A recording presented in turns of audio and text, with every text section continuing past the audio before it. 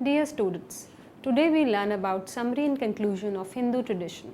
Here we will be learning about Hindu scriptures, Hindu dharma, Hindu tenets, Hindu ethics, Hindu rituals and practices, philosophy and mythology, and last some concluding thoughts.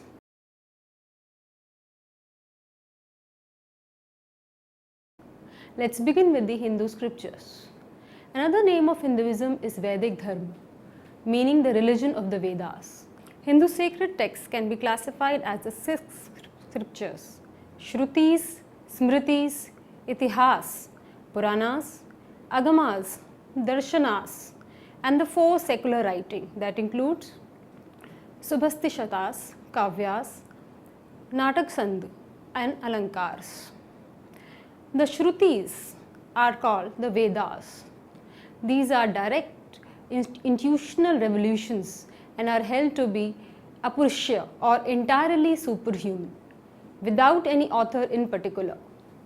The word Veda means knowledge. The Veda is the source of other five scriptures, even of the secular and the materialistic. The Vedas are divided into four great books: the Rig Veda, the Yajur Veda, the Sam Veda, and the Atharva Veda, which are further divided into subparts and sections. Each Vedas consists of four parts: the Mantra Sahitas, the Brahmanas, or explanations of the mantras or the rituals, the Arankas, and the Upanishads. The Upanishads are the most important portion of the Vedas. The Upanishads contain the essence or the knowledge portion of the Vedas. The Upanishads speak of the identity of the individual soul and the supreme soul. Next in importance to the Shruti are the Smritis or secondary scriptures. These are the ancient sacred law codes of Hindus dealing with the Sanatan Varnashram Dharma. The Smritis are based on the teachings of the Vedas. It explains and develops Dharma. It lays down the laws which regulate Hindu national, social, family, and individual obligations. The laws for regulating Hindu society from time to time are codified in the Smritis. There are 18 main Smritis or Dharmashastras. Next come the Itihas. It consists of four books: the Valmiki Ramayana, the Yog Vashishta, the Mahabharata, and the Harivansa. The most important part of the Mahabharata is the Bhagavad Gita. It is a marvelous dialogue between Lord Krishna and Arjuna on the battlefield before the commencement of the Great War. These embody all that is in the Vedas, but only in a simple manner. These works explain the great universal truths in the form of historical narratives, stories, and dialogues. The common man cannot comprehend the high abstract philosophy of the Upanishads and the Brahma Sutras. Hence, the compassionate sages Valmiki and Vyas wrote the Itihas for the benefit of the common people. Next come the Puranas. They contain the essence of the Vedas. The aim of the Puranas is to impress on the minds of the masses the teachings of the Vedas and to generate in them devotion to God through concrete examples, myths, stories, legends, lives of saints, kings, and great men, and the chronicles of great historical events. The Puranas were meant not for the scholars, but for the ordinary people who could not understand high philosophy and who could not study the Vedas. There are 18 main Puranas like Vishnu Puran, Narada Puran, Srimad Bhagavata Puran, Garud Puran, and many others. An equal number of subsidiary Puranas or the sub-Up-Puranas. The Agamas are the theological treatises and practical manuals of divine worship. The Agamas include the Tantras, Mantras, and Yantras. These are treatises explaining the external worship of God in idol and temples. Darshanas are the school of philosophy based on Vedas. The Darshanas are meant for the erudite scholars who are endowed with acute acumen, good understanding, power of the reasoning, and subtle intellect. Philosophy has 6 divisions or Shad Darshanas. The 6 Darshanas, or the ways of things, usually called the 6 systems or 6 different schools of thought. They are the Nyaya, founded by Gautam Rishi, Vaishishka by Kanna Rishi, Sankhya by Kapil Muni, the Yoga by Patanjali Maharishi, the Purva Mimamsa by Jaimini, and the Uttar Mimamsa or Vedant by Badrayan or Vyas. The secular writings are composed of wise sayings, instructions and stories, either in poetry or in prose, like the poetical kavyas are those of Kalidas, etc. These constitute the entirety of Sanskrit literature, sacred and secular. The Shruti is the root, the Smritis, Itihas and Puranas are the trunk, the Agamas and the Darshanas are the branches, and the Subhashtathas, Kavyas, Natakas and Alankars are the flowers of the tree of Indian culture. Let's talk about the Hindu Dharma. The word dharma is derived from the root dhra, to hold, and its etymological meaning is that which holds. This world or the people of the world, or the whole creation from the microcosm to the macrocosm. Dharma is generally defined as righteousness or duty. Dharma is the principle of righteousness. It is the principle of holiness. It is also the principle of unity.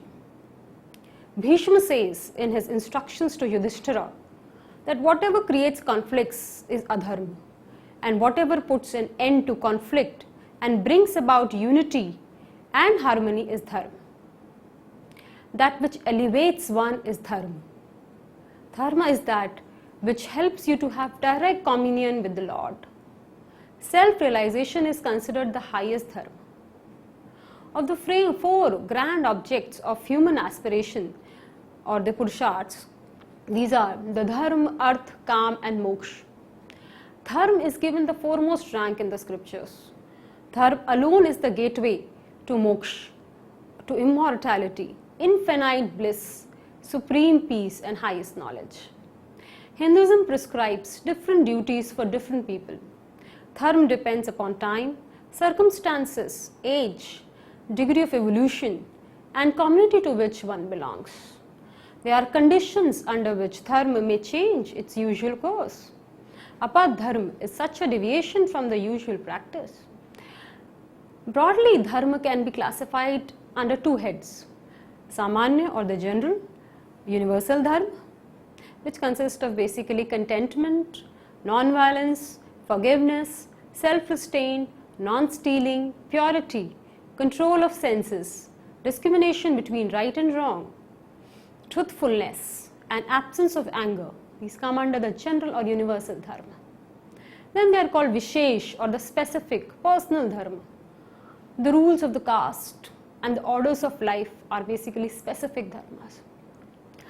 Dharmas assumes various kinds also, like Sanatan dharma, which is the eternal law, Samanya dharma or the general duty, Vishesh dharma is a special duty, Varnashrama dharma, which is the duties of the caste and order, Swadharma, which is your own duty, Yug dharma, duty of the age, Kul dharma, duty of the family, Manav dharma, duty of the man, Purush dharma, duty of male, Stri dharma, duty of a female, Raj dharma, duty of the king, Praja dharma, duty of the subjects, Pravrti dharma, duty in worldly life, and Nivriti dharma, duty in spiritual life. So we see the diversity of the concept of dharma. Now we move to the 4 castes.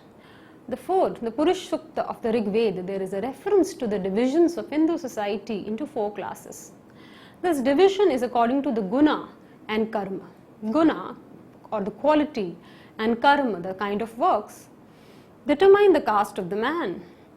There are 3 qualities or guna, which is called, basically classified into sattva, the purity, the rajas, the passion, and tamas, the inertia. The underlying principle in caste system or varna dharma is division of labor. Rishis studied human nature carefully. They came to the conclusion that all men were not equally fit for all kinds of work. Hence, they found it necessary to allocate different kinds of duties to different classes of people according to their aptitude, capacity or quality. The Brahmins were in charge of spiritual and intellectual affairs. The work of political administration and defense was given to Kshatriyas.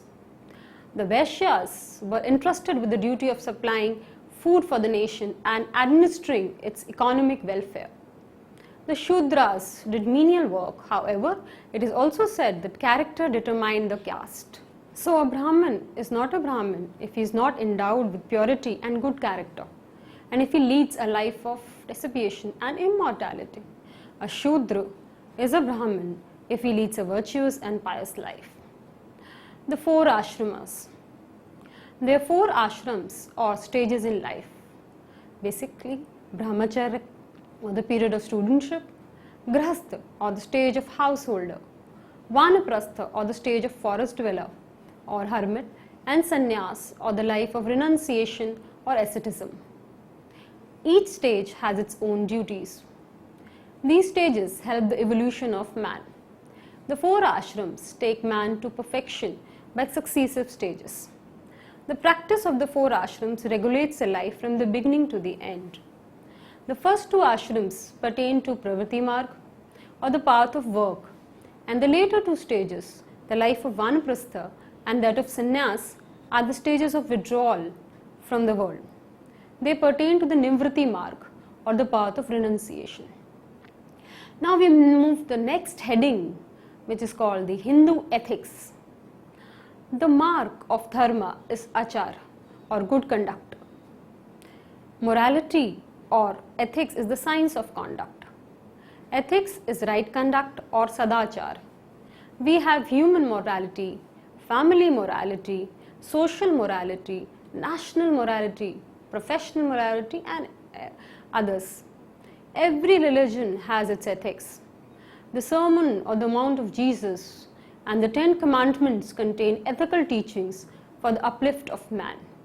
The Noble Eightfold Path of the Buddha is the essence of ethics.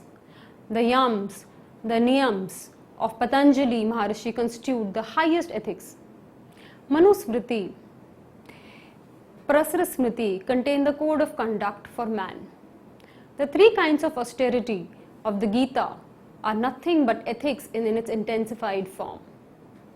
The basic of Hindu ethics is this, which is very common and popular. There is one all-pervading Atman. It is the innermost soul of all beings. This is the common, pure consciousness. If you enjoy your neighbor, you really enjoy yourself. If you injure any other creature, you really injure yourself. Because the whole world is nothing but your own self. This is Hindu ethics. This is the basic metaphysical truth that underlies all Hindu ethical codes. The next major heading we move to is Hindu tenets. All life, according to Hinduism, is governed by the law of birth, death, and rebirth. All life must return to the world after death. This law is called the wheel of life or samsara, and it applies to all living beings, not just human life. The goal of life for Hindus is ultimately to be freed from the wheel of life. This liberation from the cycle of rebirth is called moksha. According to this belief, Hindus can be reborn in a higher state of life, moving gradually upward from lifetime to lifetime. How someone is reborn is determined by the law of karma, that whatever one does in life affects what one will be in the next. The best way to ensure good karma and so a favorable rebirth is to perform good deeds and follow one's duty of dharma or the code of conduct. The law of karma, which is very important now we discussed. Karma means not only action but also the result of an action. The consequences of an action is really not a separate thing. It is a part of the action and cannot be divided from it. Breathing, thinking, talking, seeing, hearing, eating, all are karmas. Karma is the sum total of our acts, both in the present life and in the preceding births. The law of karma is one of the fundamental doctrines not only in Hinduism but also in Buddhism and Jainism. The law of karma means the law of causation. Wherever there is a cause, there an effect must be produced. Desires produces karma. One work and exert to acquire the objects of one desires. Karma produces its fruits as pain or pleasure. One will have to take births after births to reap the fruits of one's karmas. This is the law of karma. If one does an evil action, he or she must suffer for it. If one does a good action, he or she must get happiness. There is no power on this earth which can stop the actions from yielding their fruits. Karma is basically divided into three kinds. Sanchit or the accumulated works, Prarabdha or the fructifying works, and Kriyamana or Agami, that is the current works. Sanchita is all the accumulated karmas of the past. Prarabdha is that portion of the past karma which is responsible for the present body. It cannot be avoided or changed. It is only exhausted by being experienced. Kriyanama is that karma which is now being made for the future. The whole lot of Sanchita karma is destroyed by attaining knowledge of Brahman, or the eternal Agami karma can be destroyed by selfless work or Akarta Sakshi Bhav. Thus, Hindu religion is based on the supremacy of the free will of the individual. The next major belief system of Hindu tradition is the doctrine of reincarnation. The doctrine of reincarnation or transmigration of souls is a fundamental tenet of Hinduism. The word reincarnation literally means embodiment, again, coming again into the physical body. The doctrine of rebirth is a corollary to the law of karma. In a Hindu system of thought, death is not the end of life, but a change of life state. Each soul has a series of births and deaths. Births and deaths will continue till one attains knowledge of the imperishable. Good karmas lead to incarnation into higher spheres and bad karmas into lower. So long as karmas, whether good or bad, are not exhausted, men do not attain moksha or the final emancipation.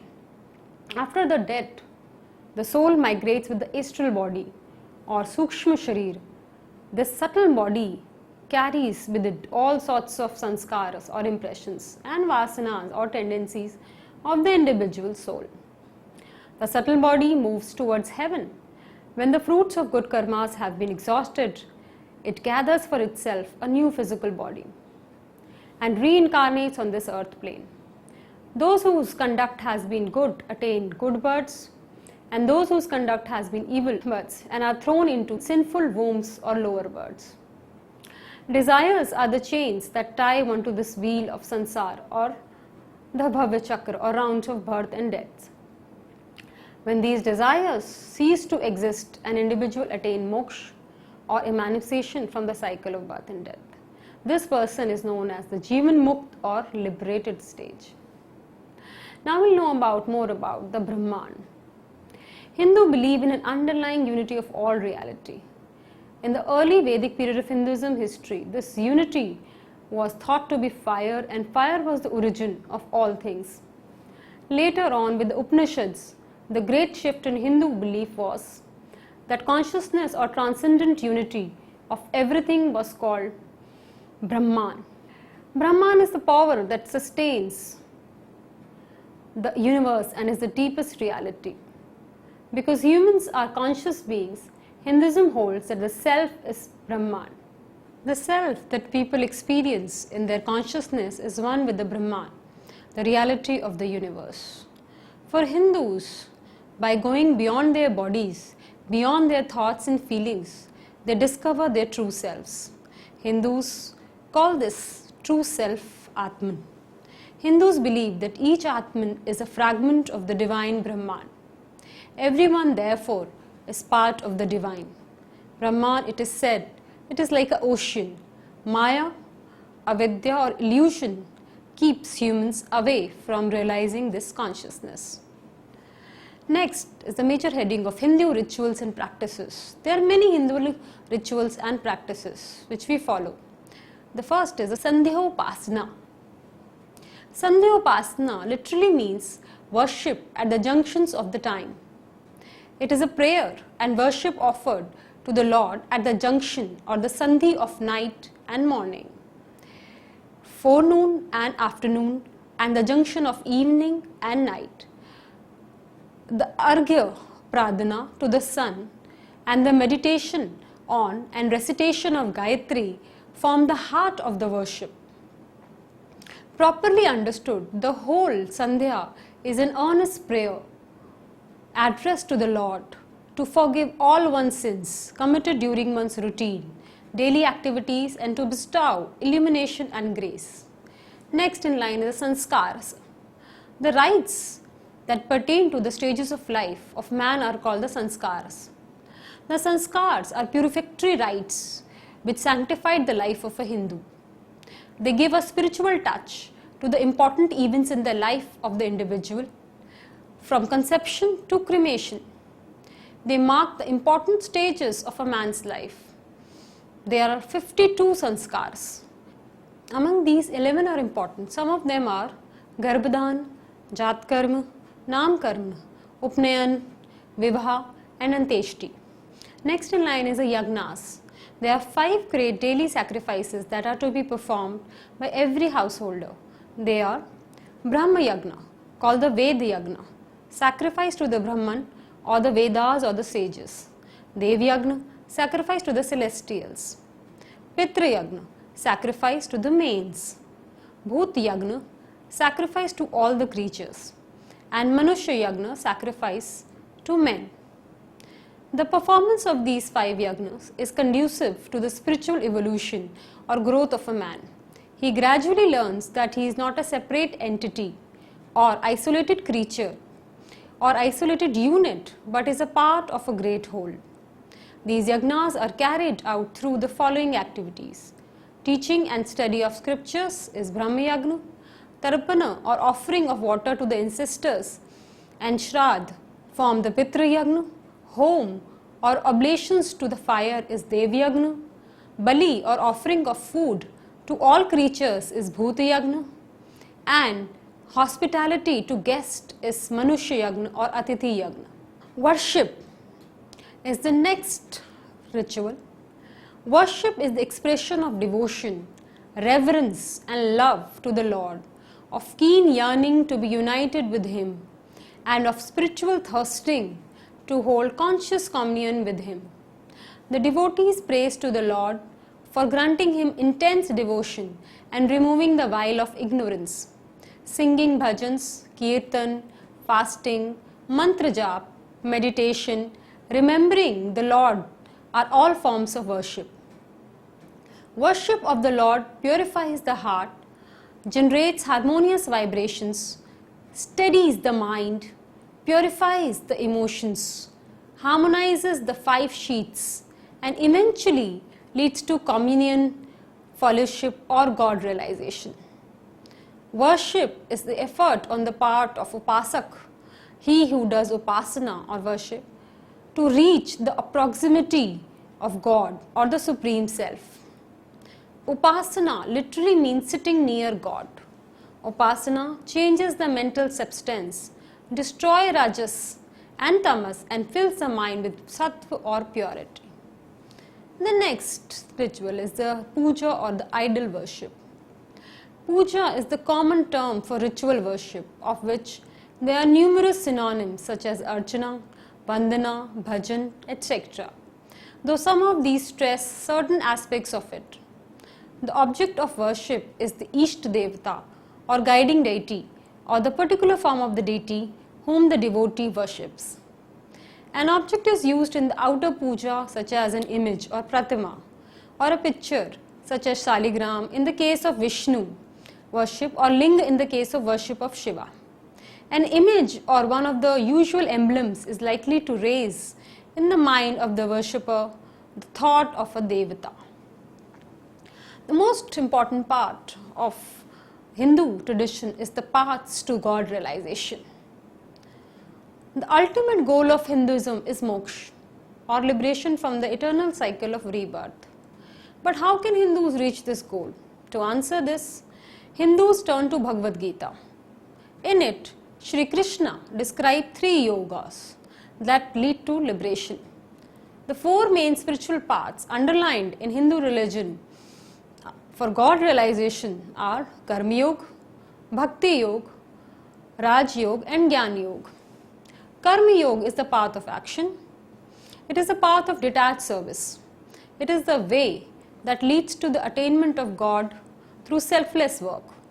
It is the yoga of renunciation of the fruits of action. Karma Yoga is suitable for man of active temperament. Bhakti is intense love of God. Bhakti Yoga is the path of devotion.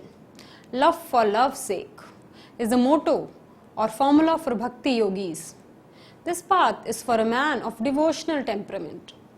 Raj Yoga is the path that leads to union with the Lord through self-restraint and control of mind. Yam, Niyam, Asan, Pranayam, Pratyahar, Dharana, Dhyan, Samadhi are the 8 limbs of Raj Yoga. This path is for a man of mystic temperament. Jnana Yoga is the path of knowledge. Moksha is attained through knowledge of Brahman. Release is achieved through realization of the identity of the individual soul with the Supreme Soul. The cause for bondage and suffering is avidya or ignorance. Knowledge of the Brahman or the Brahma Gyan removes this vile. The path of Jnana Yoga is for a man of rational and philosophical temperament or a man of inquiry. This brings us to the next most important topic, which is the Hindu philosophy. Philosophy is the rational aspect of religion. It is an integral part of religion in India. It is a rational inquiry into the nature of truth or reality.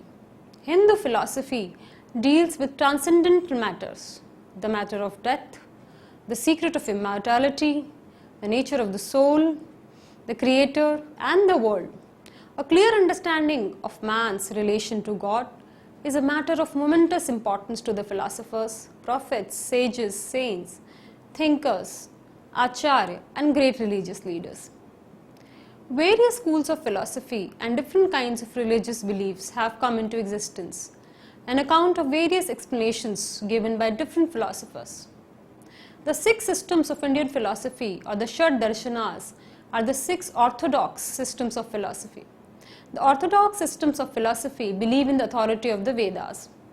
They are the 6 ways of looking at the truth. They are the Nyaya, Vaisheshika, Sankhya, Yoga, Purva Mimamsa, Uttara Mimamsa or the Vedanta. The heterodox system of philosophy do not believe in the authority of Vedas. The 6 heterodox system of philosophy are the materialistic school of Charvaka, the system of the Jain, Buddhist, which is further divided into Vaibhavashikas, Sautranikas, Yogcharas, Madhyamanikas. The school of Vedanta are further divided into Kevaladvaita philosophy of Sri Shankaracharya, the philosophy of qualified monism or Vishishtadvaita of Sri Ramanujacharya, the Dvaita philosophy of Sri Madhavacharya, the Bheda Abheda philosophy of Sri Nimbakaracharya, the Shuddha Advaita philosophy of Sri Vallabhacharya. The different systems of thought highlight the conception of God, soul and universe, the nature of self, the cause of bondage and the means of emancipation. They all contemplate on the Supreme Being and its characteristics, relation between the individual soul and the Supreme Soul, the Jeev and its attributes, the relationship of the world and the Brahman and the salvation. Now we move to the Hindu mythology, which consists of the gods and the deities. Hindus believe that there is only one God or the Supreme Being, but that this being is manifested in many different forms, which are called deities. Each deity is one of many different expressions of the divine. In other words, each deity represents a different facet of the Supreme Deity or eternal spirit or the Brahman. According to some Hindu traditions, 3 of these deities together symbolize the cycle of existence, Brahma, the creator, Vishnu, the preserver, and the Shiva, the destroyer. The male deities often have female partners. Without the feminine side, these deities are seen as incomplete. Thus, Vishnu is often pictured with his partner Lakshmi, Shiva with Parvati, Ganesh with Riddhi and Siddhi. All the female deities embody a strong cosmic feminine energy known as Shakti. Shakti is represented in different forms. She is Durga, Lakshmi, Saraswati, Kali, Chandi, Chamundi, and Rajeshwari. Each deity can have other avatars, descend into the world in earthly form, with distinctive symbols that are associated with them. Thus, Krishna and Ram are considered as avatars of Vishnu. Radha and Sita are considered as avatars of Shakti. Many Hindus devote themselves primarily to one personal deity, such as Vishnu or Shiva, as the highest and most perfect form of Brahman. They are called the Ishtadeva. This brings us to the end of the summary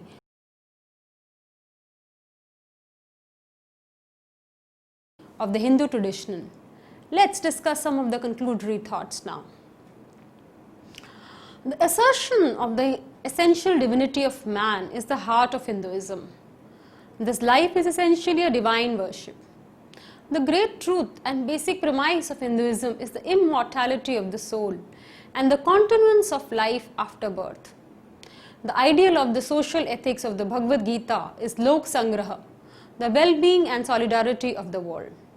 This is brought about by each individual through the performance of Swadharma in the spirit of non-attachment and self-surrender, and with the knowledge of the immutable nature of the Atman. The Gita at the very outset declares that the Atman cannot be destroyed. It is a gospel of non-attachment, the immortality of the soul, and the ultimate freedom of the self in the absolute. It is the sacred teachings on the all-inclusive inwardness of the spirit. The indispensability of non-attachment follows from the fact of the oneness of existence. The Hindu scriptures recognize the temperamental diversities among individuals and the consequent classification of duties suited to their evolutionary stages, which determine their guna and karma. The stages of life differ in different persons, and their dharma or duties in life are based upon these stages of individual development. Swadharma is the duty prescribed to a person in accordance with the stage of life in which he is placed, not by any other person or persons, but by his own inner characteristics, which he manifests in his daily behavior and action. Dharma, which is the ethical value governing the individual, exalts him to moksha, which is the infinite value and the goal of life. Everyone is expected to conform to dharma, which supports life and which shall protect him who protects it through dispassionate practice. The fourfold social classification is also meant to ensure a happy and loving union and fellowship among all people, who, due to their inherent tendencies, show their fitness for every varying activities in life and not a general equality in thought and deed. The knowledge about Hindu practices, beliefs, philosophy can be summarized in the words of a foreign thinker. Hinduism is hardly a dogma, but a working hypothesis of a human conduct adapted to different stages of spiritual development and different conditions of life. All tenets, rituals, practices are formulated to help the individual move towards one's true nature or self. Hinduism in the next millennium also will be challenged to define itself with precision and in relation to a variety of competing choices. Its primary rivals today are those alternative worldviews that deny a transcendent character to human existence, and those value systems that glorify greed and the economic systems based on it. Successful strategies and agencies needs to be developed to ensure transmission from one generation to another. There is a need for committed teachers who have a background in the intellectual disciplines and critical methods of East and West, and who can bring these to bear creatively in their reflection on the Hindu tradition. Communities, parents, and educational institutions will have to encourage and support young men and women who evince interest and aptitude for the study and teachings of respective religions and its relevance to how a life is lived. This module is an effort in this direction so that knowledge attained from the concept of karma, non-attachment to the fruits of action, dharma, reincarnation, Brahman, Atman, can be applied for the betterment of one's own life and those of others in the world. Thank you.